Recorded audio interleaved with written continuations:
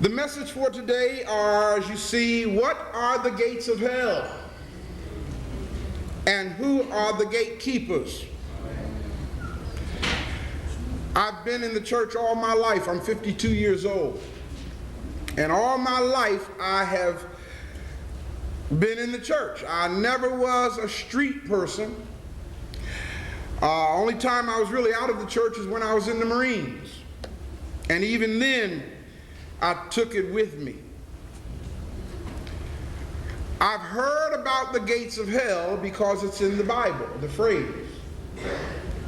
But I've never heard anybody preach about what are the gates of hell. So the other day in fact it was a couple of weeks ago, maybe 3 weeks ago now, I was just sitting here meditating, thinking about what's going on here in St. Louis.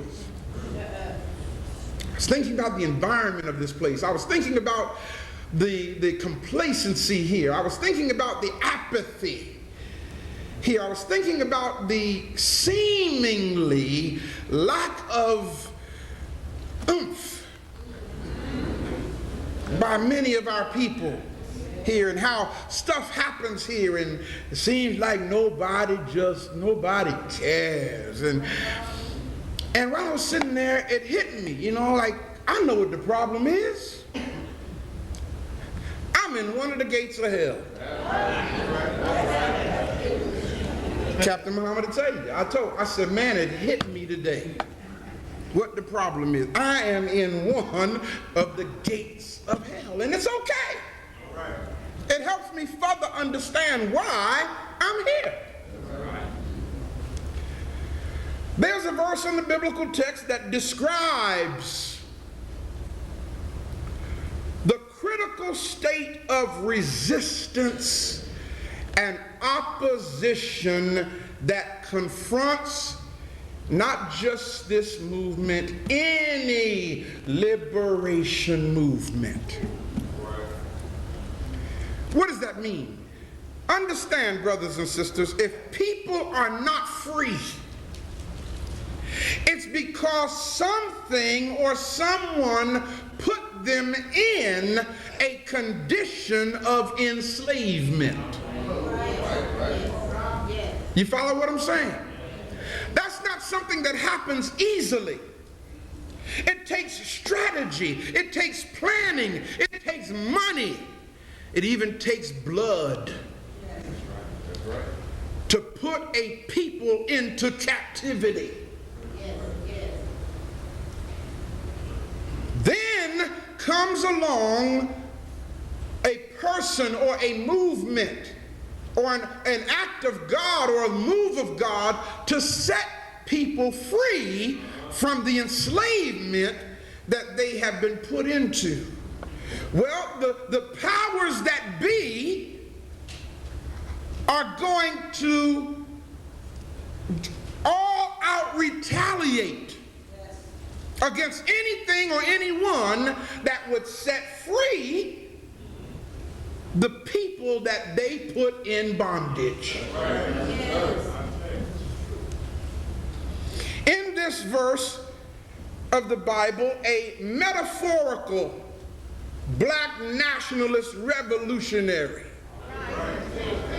known as Jesus in the biblical text says the following. Now, before I go any further, why did I use the word metaphorical? Y'all know what a metaphor is, right? Okay, it's not literal, it's not historical, but it's put there for a lesson to be learned. In the biblical text, and do y'all know why I said black nationalist revolutionary? Okay, just think for a moment. Look at the geographical location of all the stuff that happened supposedly in the biblical text. It's not up in Italy. It's not in Germany. It's not in Russia. It's not up in the Netherlands. It's not up in Canada. It's in Northeast Africa. Even in the biblical perspective, that's the geographical location. Well, Brother Pastor, I did agree with you on that one now. Actually, it was in Canaan. So that I can help educate you. Canaan, what we now know today as Canaan and Palestine, was all Africa. It did not become Canaan or Palestine until the white man built the Suez Canal. Hello, somebody. You see, and now they really got us messed up, because even though they built the Suez Canal to try to disconnect it from Africa, they're actually telling people now that land masses in Africa is no longer Africa, it's now the Middle East. Look at the person next to you and say, wake up. Wake up. In this verse of Scripture in Matthew 16 and 18, it says these words, "Thou art Peter, and upon this rock I will build my church, and the gates of hell shall not prevail against it." How many of y'all heard that before? Yeah, come on, y'all, come on now. How many of y'all heard that? Let me ask that again. I'm sorry, y'all make you taking notes. I'm sorry, go ahead and take your notes. Okay, all right. "Upon this rock I will build my church, and the gates of hell shall not prevail against it." That's from the King James Version. Let's see how it reads from the Message version. "This is the rock on which I will put together my church." Now this is the deep part. "A church so expansive with energy that not even the gates of hell will be able to keep it out." Yeah. So that you'll understand, let's look at an analysis of this situation so that we can see its meaning and application. Brothers and sisters, I could stand up here and lecture for 3 hours, and after I do all that talking, if you don't understand what I said, and if you cannot apply it to your life, I wasted 3 hours of your time. You follow what I'm saying? So let's look at this for meaning and application. Firstly, let's take a look at the so-called socio-political environment of that time. We're not talking the 20th century. Even though, believe it or not, things have not changed much. And you'll see why in a minute. The people involved in this metaphor were under the rule of a Hellenistic way of life. Okay, Pastor, what is that? I told you we're going to school today, okay? The term Hellenistic or Hellenism means the spreading of what culture? Greek. One more time, what culture? Greek. Greek culture over non-Greek people. That's what Hellenism is. The spreading of Greek culture over non-Greek people. Are there any Greeks in the room? No, sir. Are you sure?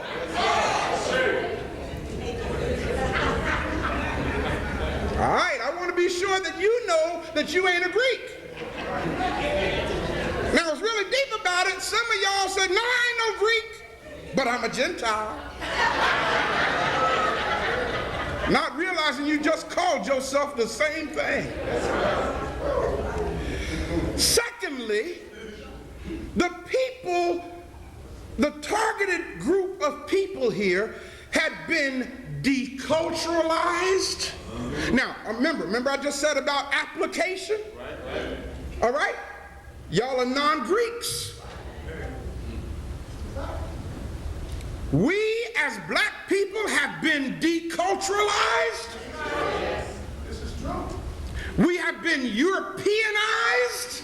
Remember, and I think it was last week's message, you saw in the Christianizing of Africa where it said in order to Christianize the African, it is necessary to what? Y'all remember? To Europeanize them. We've been forced to worship pagan gods and to take on the Greek way of life. Now, Pastor, what is your support for saying such a thing? That's why I told you bring your Maccabees today. I told you to bring today the very group of books that they removed from the Bible. And the reason why they removed it from the Bible is so you won't know what you're getting ready to read right now. I got to set you free, people.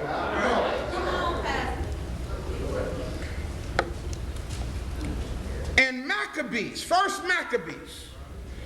Now, those of you who do not have the Maccabees, or actually it's called the Deuterocanonicals. Write it down so you can go buy it. Deutero, D-E-U-T-E-R-O. That's Deutero dash Canonicals. C-A-N-O-N-I-C-A-L-S. That is the theological term, the Deuterocanonicals. It's also called the Apocrypha, or apocryphal writings. No, I ain't going to get that. My pastor told me that those books are satanic. What better way to keep you from the truth than to tell you that it's evil? Y'all hear what I'm saying? The apocryphal, by the way, the word apocrypha doesn't mean bad. It simply means hidden. That's all it means. In the apocryphal writings that used to be, now check out how deep, let me show you what theology did to us. And those of you who have been to Bible school or Bible college, or you've been to Sunday school in a period of time, you can bear witness to what I'm getting ready to tell you. We were taught that between the book of Malachi and the book of Matthew were 400 years where God didn't speak to man. Who was taught that? Let me see your hand. All right, guys, so you say what I'm talking about. A period of 400 years. And when they told me that, I said, you mean tell me for 4 centuries God didn't speak to nobody? Something about that don't sound right. But hey, listen, I couldn't refute it because I didn't know any better. So guess what, y'all? I accepted what they said by faith. You got it. Period of 400 years. And then, of course, as I began to do my homework, I found out that there is a collection of books that they removed out of that collection of books. And it's called the Deuterocanonicals. But the reason why they said this is a period of 400 years where God didn't speak is because there's information in here that cancels out the whole thing. So the best way to do it is get rid of those books. We can't let them see the evidence that we got a monkey wrench in our machinery. Am I making sense, y'all? Y'all all right? All right, now let me know if I'm walking too heavy. I'll for 5 seconds for you. Soften it up. See, I don't know if y'all ever listened to D.Gregory. That's an awesome brother. But see, D.Gregory knows that we can't handle the truth. All right? So if you notice, D.Gregory say something real heavy, then he'll come back with comedy to make you laugh. And then after you laugh and you feel a little bit better after what he just dropped on you, he'll come back and use some more stuff. And he see that's messing with you, he'll come back with some more comedy. You know? And so that's how, see, I don't know how to vacillate between comedy and hard and comedy and hard. So just bear with me. I ain't got time to be comical right this minute. Got to drop it on you. I got to drop it like it's hot, as they say.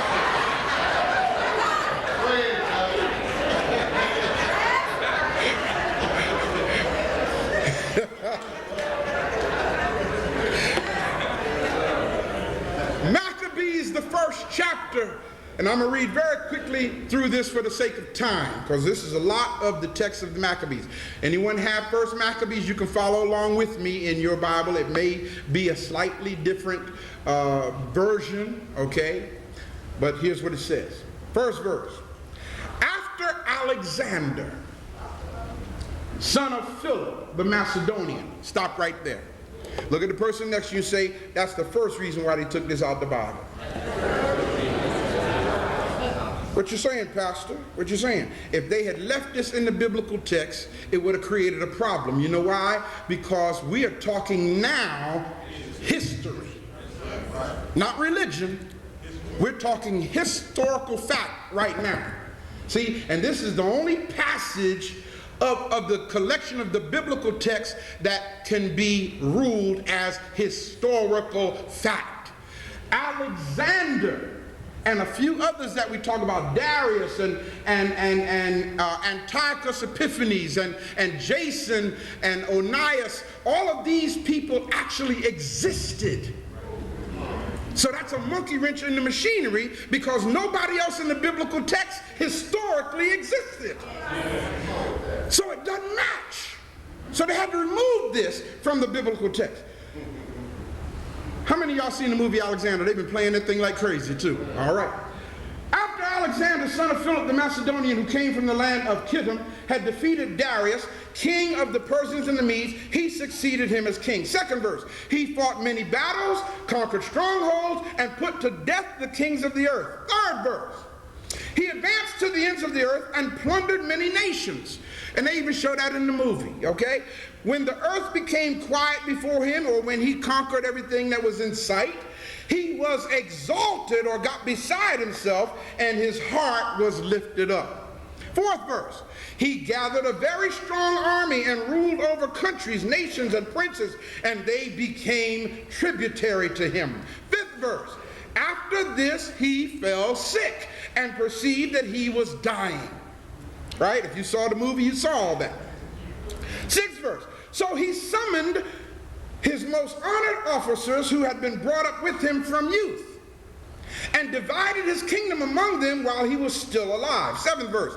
And after Alexander had reigned 12 years, he died. Eighth verse. Then his officers began to rule, each in his own place. Ninth verse.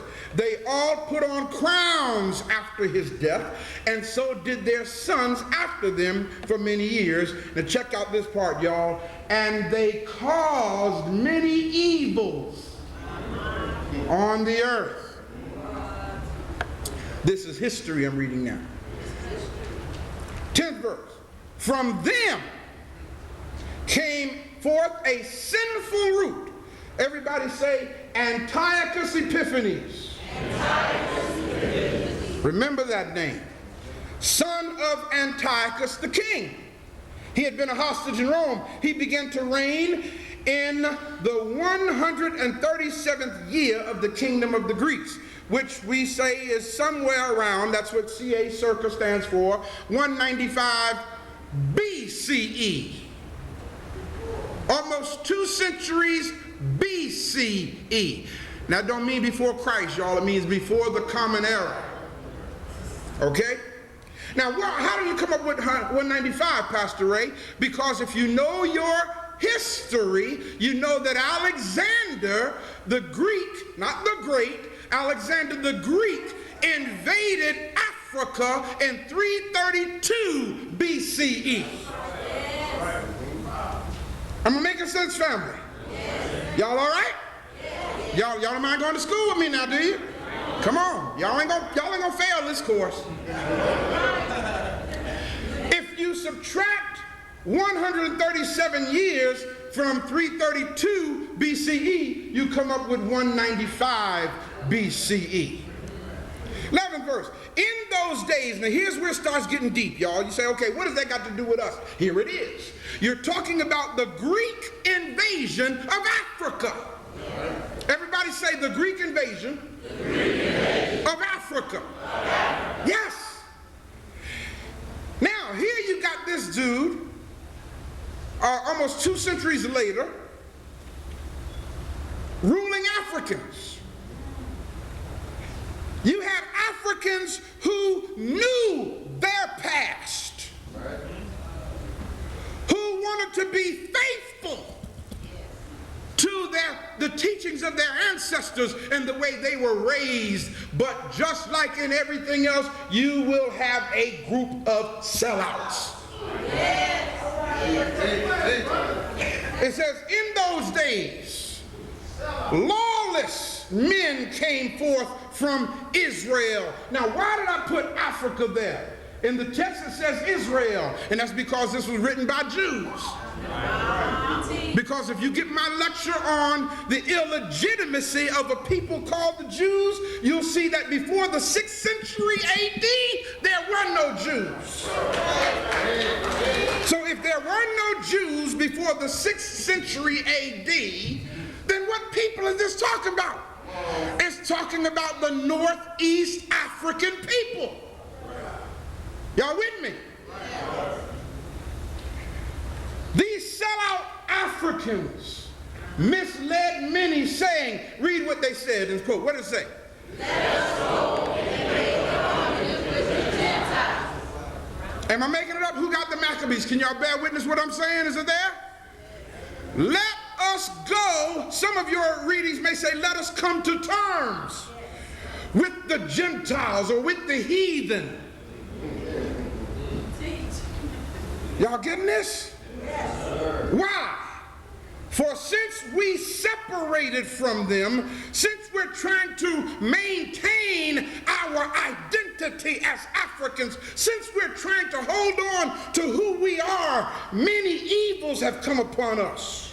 12th verse, this proposal pleased them. And some of the people, some Africans, eagerly went to the king, and he authorized them to observe the ordinances of the Gentiles or the Greeks, the Greco invasion. Y'all learning?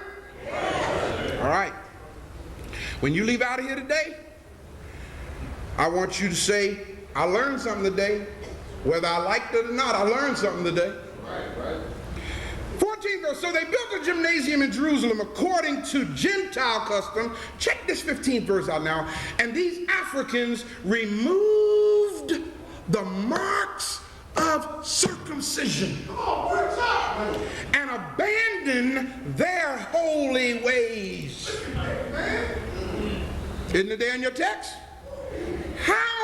Brothers, how do you put back what was cut away so that you can look like the white man? See, circumcision has always been an African thing. You have to understand that. And if you go with us to Kemet, you'll see it inscribed in the walls of the temples, tombs, and pyramids. So they've been circumcised in Africa for thousands of years. But the Greeks were uncircumcised. But so that these black men could fit in with these Greeks, they removed the marks of circumcision. I've been trying to figure that one out. Then notice this next part. What did they do?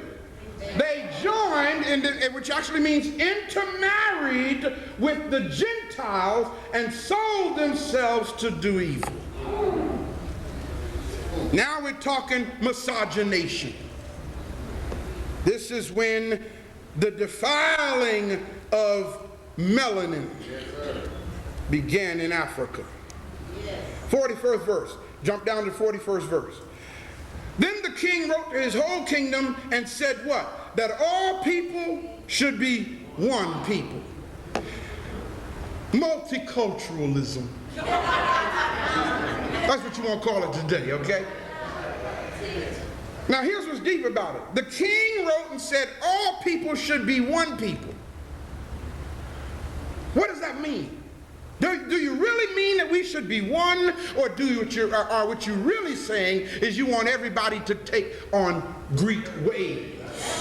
That's what you're saying. You ain't really saying you want us to be one. What you're saying is you want us to give up our culture and take on your culture. 42nd verse, and that each should give up his customs. There it is right there. 43rd verse. All the Gentiles accepted the command of the king, and many even from the Africans gladly adopted his what? Yeah. I didn't write this. It's right there in the text. Now you see why they took it out of the Bible.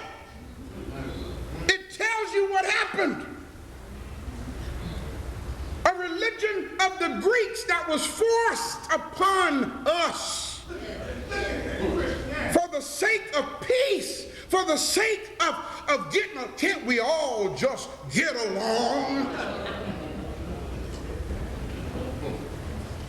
They sacrificed to idols and profaned the Sabbath. 44th verse. And the king sent letters by messengers to Jerusalem and the cities of Judah.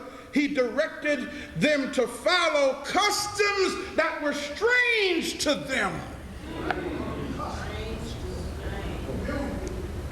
48th verse. They were to make themselves abominable or ritually unclean, your text might say, by every unclean and profane. Everything unclean and profane. Notice, why were they to do this? 49th verse, what does it say? So that they would forget the law and change all the ordinances. How many of us have forgotten? And you know why we've forgotten? Because we were born into a lie. You never knew the truth in the first place. Now here's what I love about Africans. When you hear the truth, your genetic memory banks say, yeah, that's it. Even though you don't theologically agree with it, something inside you says, something about that sounds right.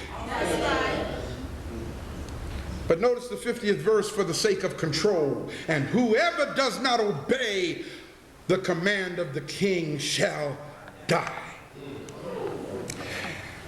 Jumping over to 2 Maccabees 4:13 through 16, it goes on to say, in the 13th verse, there was such an extreme of Hellenization. Another way to remember Hellenism or Hellenization, look at the person next to you and say hell on earth. Hell on earth. That's another way to remember Hellenism.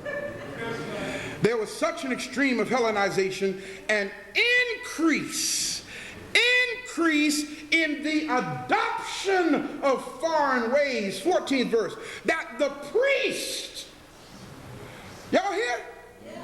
You with me?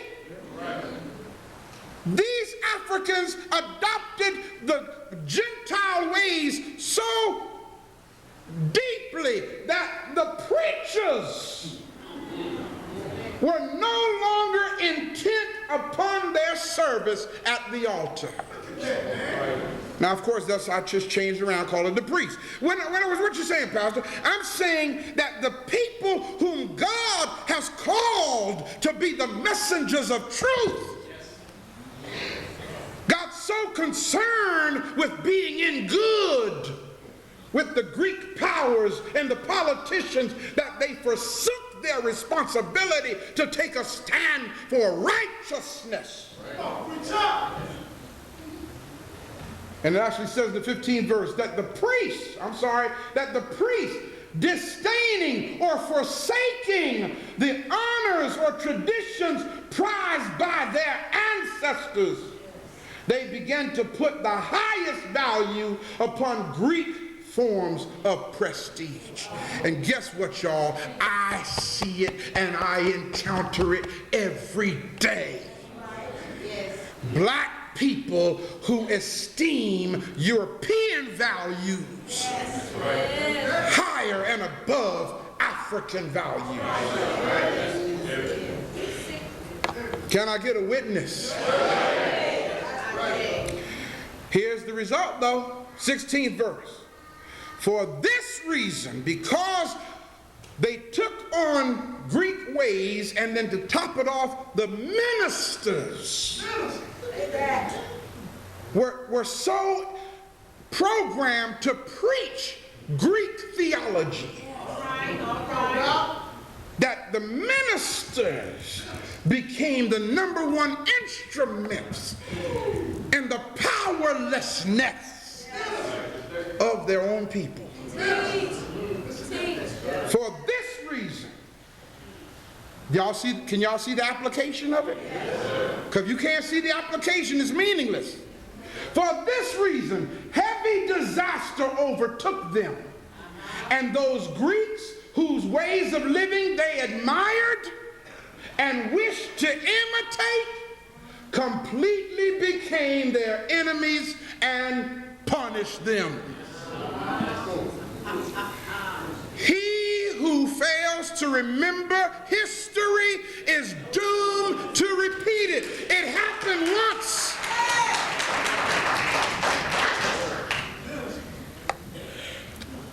You better wake up. These people lived in this condition for more than 10 generations.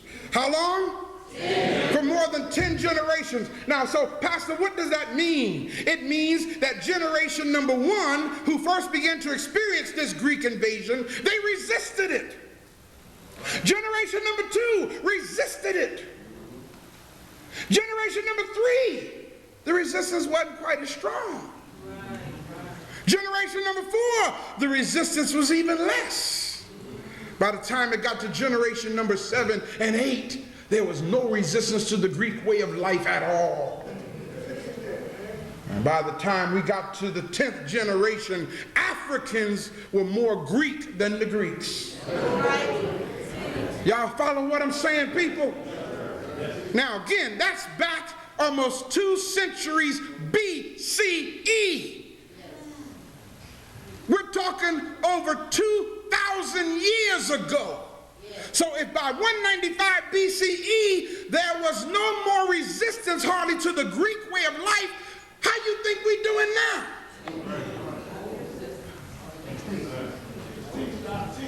So the reigning generation of the people of that time thought that the way things were was the way things were supposed to be. They had acclimated themselves into a culture that was, what is that word, y'all?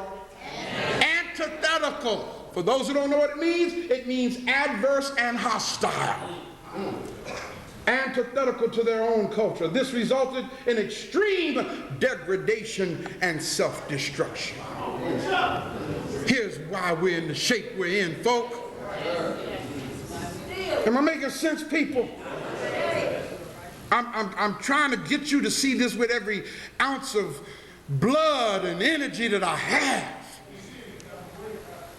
Occasionally, now here's the deep thing, occasionally, because of the trust that the Greco-Roman government placed in certain ones or certain Africans, those who demonstrated loyalty to their oppressor, a few of the oppressed would escalate up the political ladder by appointment. In other words, every now and then the Roman government would get a black mayor. Every now and then the Roman government of that day would get a black congressman or a black senator, so that the Africans can really think that they're moving on up.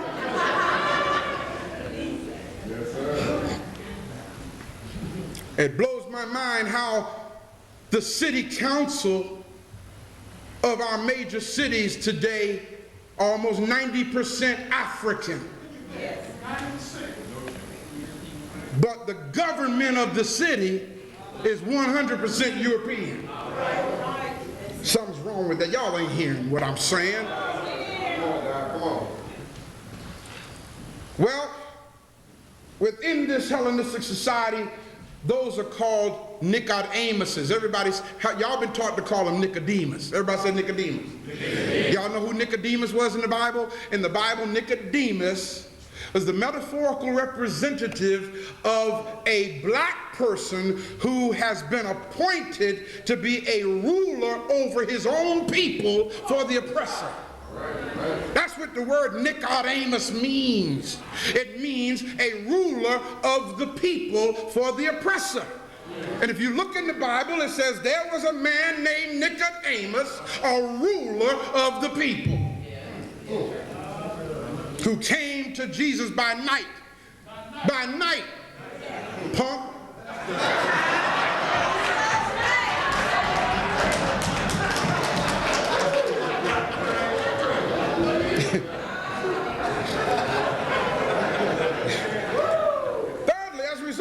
becoming something other than who they, the Africans, originally were, the people suffered from a condition that I refer to as, now I just made up this word yesterday.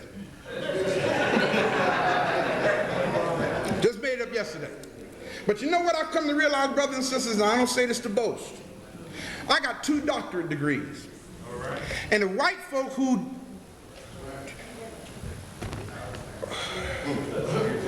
just got out of high school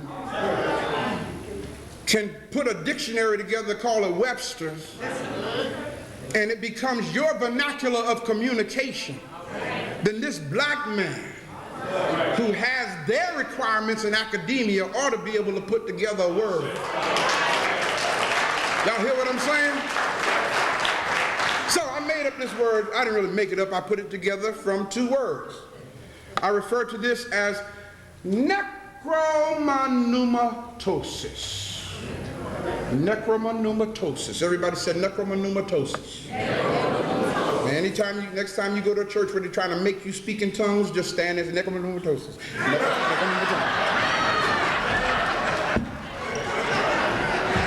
Necromanumatosis. Ha! Necromanumatosis. Ha! Ha ha ha ha! Necromanumatosis. Okay? I guarantee you'll get away with it.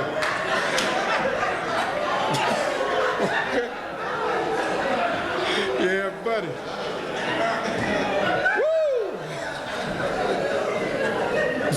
Woo! Even if you don't get it quite right, it'll pass, I'm telling you. I coined this word from 2 words. The first is necros, which means the state of being dead. Destitute of force or power, powerless, lifeless, and pneumatosis. Pneumatosis means a state or condition of someone's spirit at a given time. It is imperative, family, that we understand that the effect of Hellenism upon African people is that of intrapersonal, and when I say intra, I mean how you are dealing with yourself internally. Some of us are so intrapersonally messed up that the world around us is messed up from our perspective. Everybody, people who are having an intrapersonal problem, look around and everybody look at everybody suspect.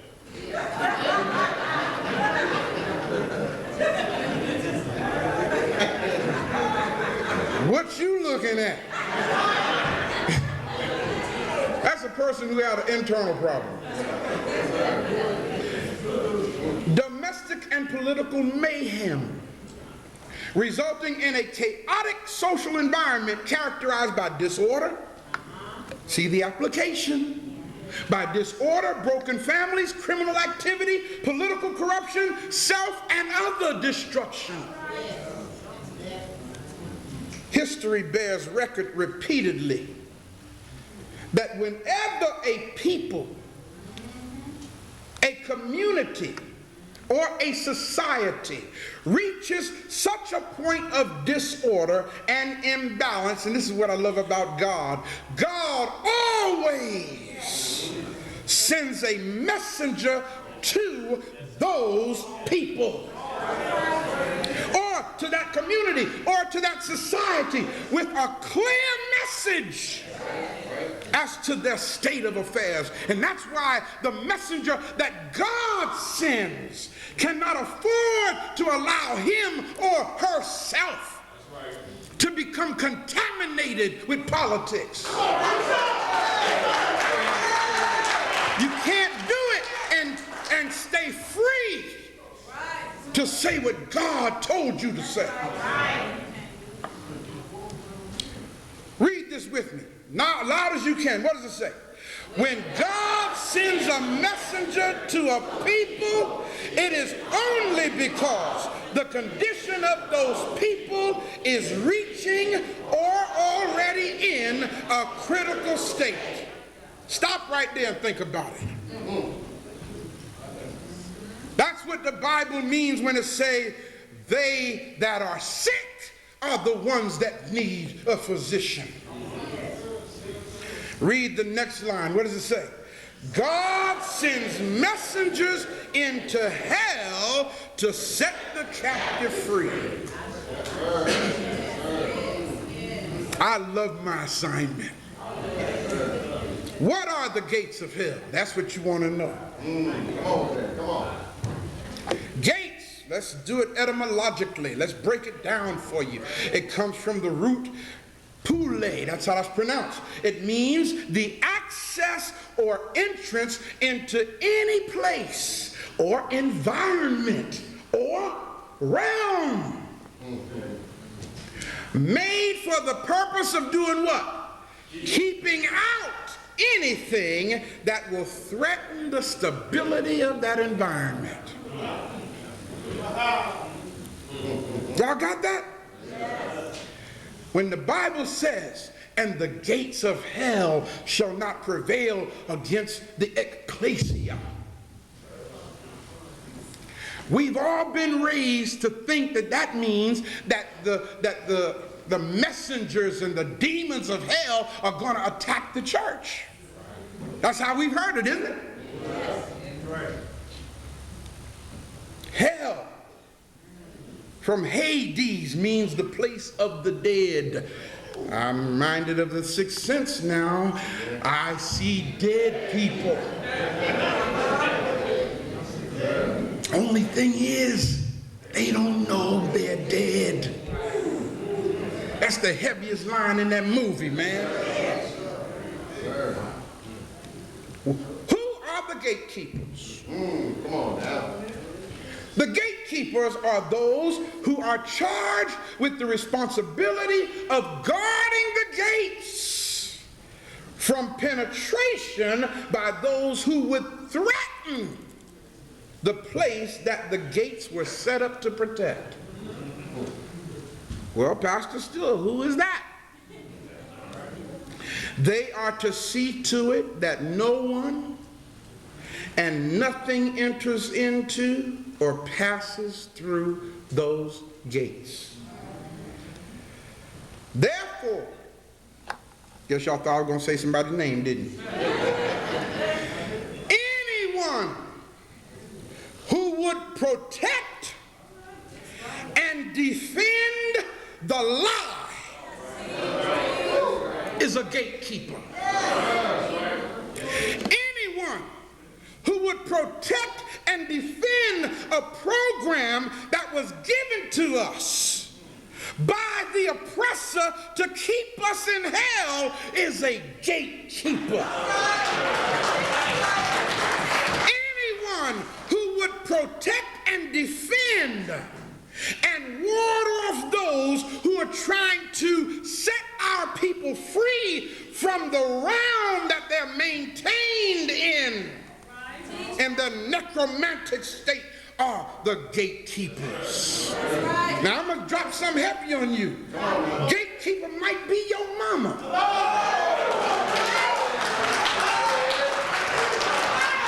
Gatekeeper might be your daddy.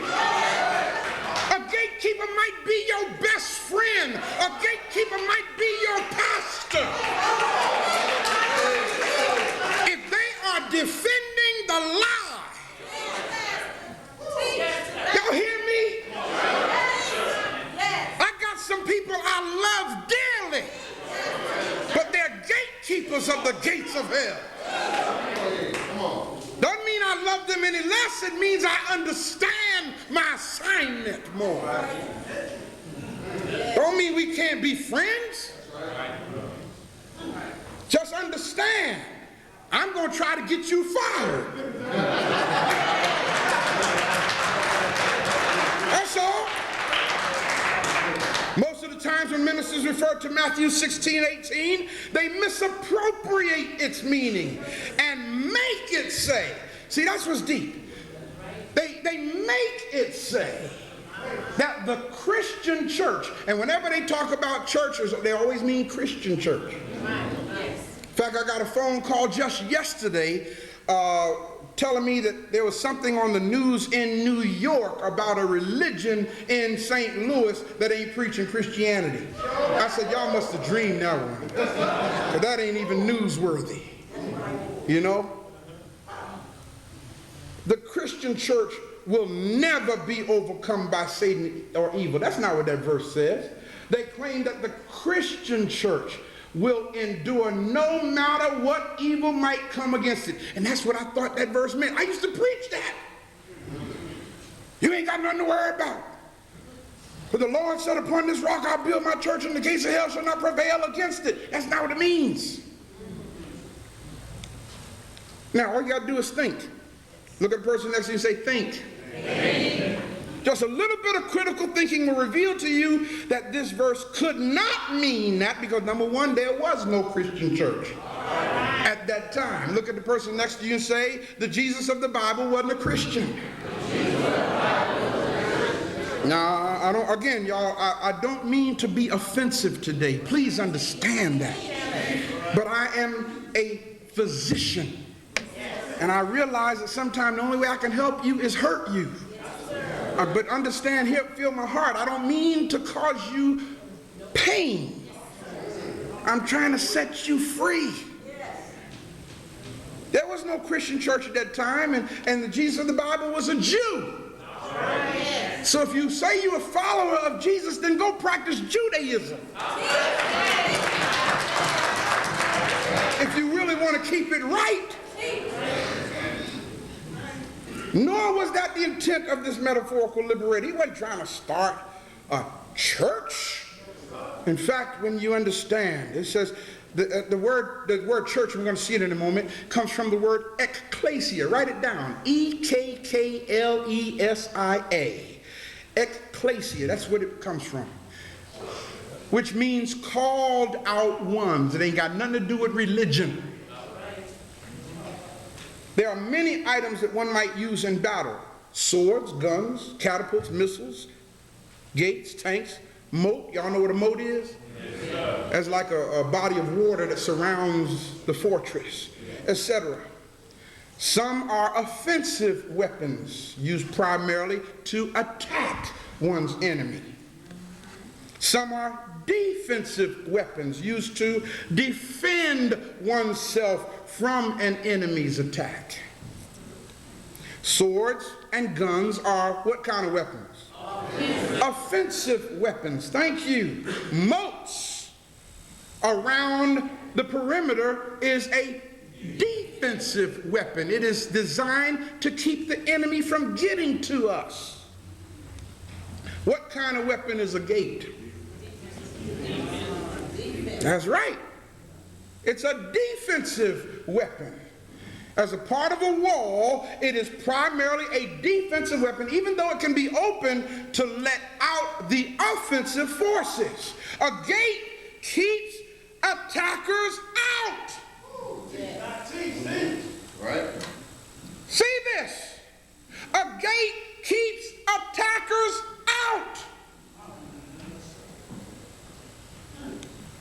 So if the gates of hell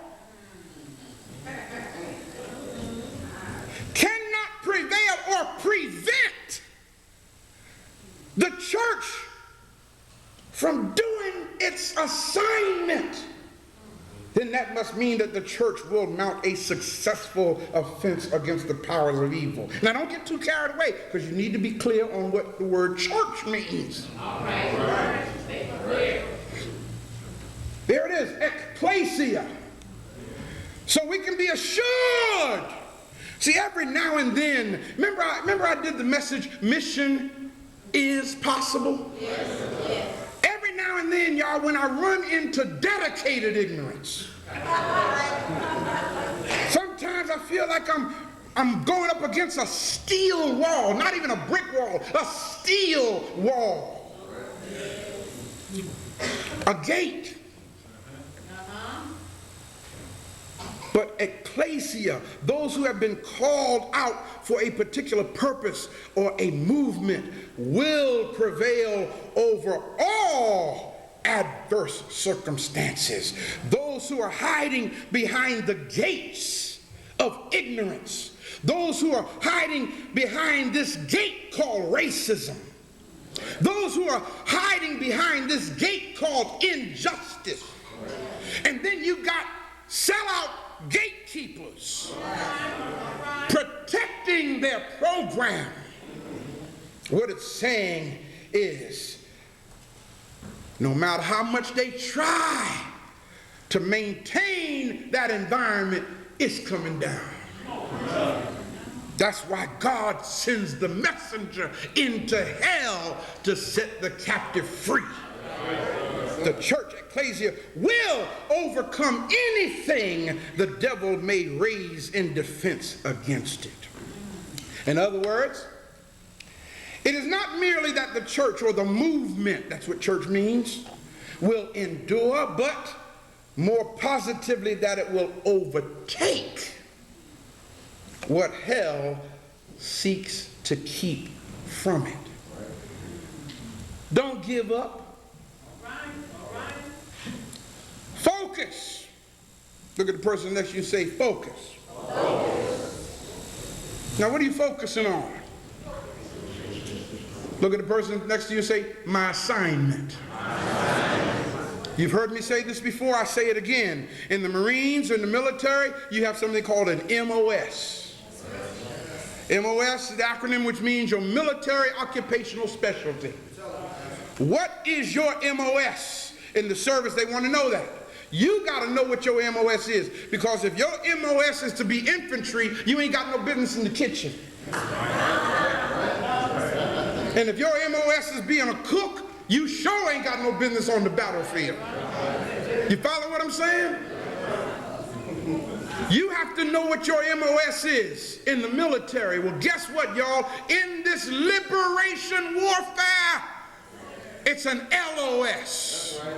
And y'all need to start asking each other when you greet each other, what's your LOS? If you ask somebody what their LOS is, meaning what is your liberation occupational specialty, it'll help us to stay focused. Yes, when folk pick up the phone and call you, hey child, girl, guess what? Did you hear? I know you done heard. You ain't hear about, girl, let me tell you what. At that point, you should say, excuse me, what is your LOS? Help get them back in line. You follow what I'm saying? Girl, what you mean, what's my LOS? What you mean with my LOS? What is your liberation occupational specialty? Because that's all I need to hear come out your mouth. You'd be surprised, man. I got to drop it on you. Just got to drop it for a moment. You'd be surprised how righteously indignant I get sometime. But I don't want to hurt people's feelings. I said, all this studying and researching and hours every weekend, I'm up all night long trying to feed you, and then you got to go out and get on the phone and talk manure.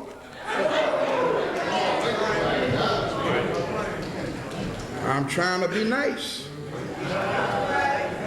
You are hurting the movement. People leave here and get on the phone to call people who wasn't here and tell them who had what on at church. Next time they do that, say, you know what, why don't you leave the village? You don't even need to be there. They ain't got that many people as it is, but they sure don't need you. Am I making sense? So focus. Get busy. And what? Stay focused. What are you here for? People, this warfare is getting ready to intensify. Listen, don't you think for a moment. I made it clear on the radio. This week I'm going to work on an open letter to the drug dealers in our community. Wait a minute, hold up before y'all get too happy. Y'all don't even know who I'm talking about. I ain't talking about chemical drugs. There's a drug of choice called religion. We got drug dealers in our community. They just don't know they drug dealers. Anytime you go to church, church, follow this, y'all. Anytime you go to church, I don't know what you come to do. I came to praise his name. I came to praise his name. Don't get me wrong, that's good. That's well and good. But after you do all that,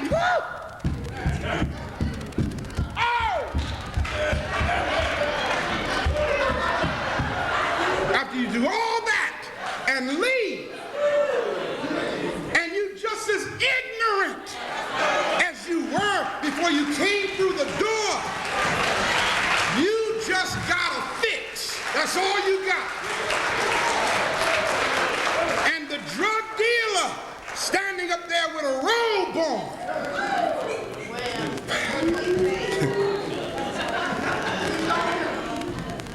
It's time for it to stop, people. And I have an urgency about it. It's time for it to stop. All you got to do is look at the condition of our people.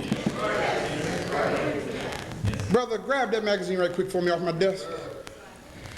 This is some deep stuff. Look at the condition of our people. The money that we put into churches that ain't about African empowerment. It's a crime. It's tragic. There's this new magazine out now. I'm showing it called Spark Man. And I hope your brother on the front cover ain't a friend of yours. If he is, too bad. They're featuring black preachers. The last half of this book is a list of drug dealers. Page after page, church after church. Am I knocking this? No, I'm not knocking it. I'm trying to wake us up. Church after church, prophet this and prophetess that, and apostle this and apostle that, and church of the four, I can't even say the funny names they got in here no more. It's like, man, it's deep. And I told Captain Muhammad, you know, and I wouldn't have did it anyway, but they went to all these black churches. I didn't get one phone call to ask if we wanted to put the African village in here. I know, they knew better. It's all a part of the drugs, man. Don't wait till the battle's over. Shout now. Because in the end, we're going to win. I'll say.